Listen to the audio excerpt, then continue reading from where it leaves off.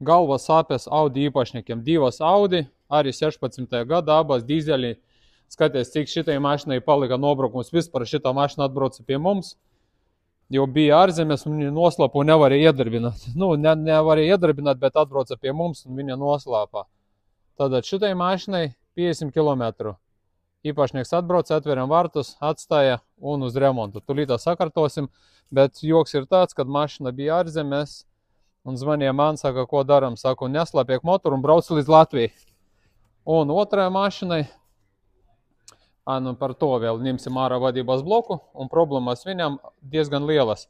Galvenā problēma par ADBļu sistēmu, kad spiedinis bākā, ADBļu bākā, vai sūknis neuzskačā, vai trubiņas aizcerējušies, vajadzētu to remontēt. Nu, un otrā Audi šitai bišķiņ labāk.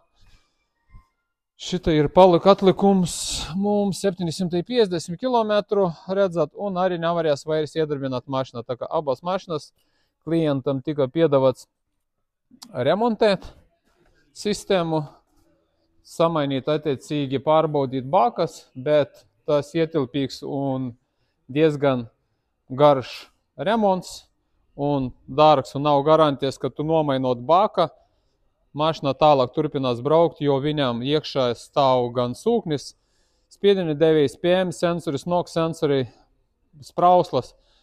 Pieņemam lēmumu atkodēt abām mašinām ADBļu sistēmu, saglabāja DPF-u un pilnvērtīgi tālāk brauks bez nekādām problēmām saistībā ar ADBļu. Kā parasti pēc bloka izņemšanas iekšā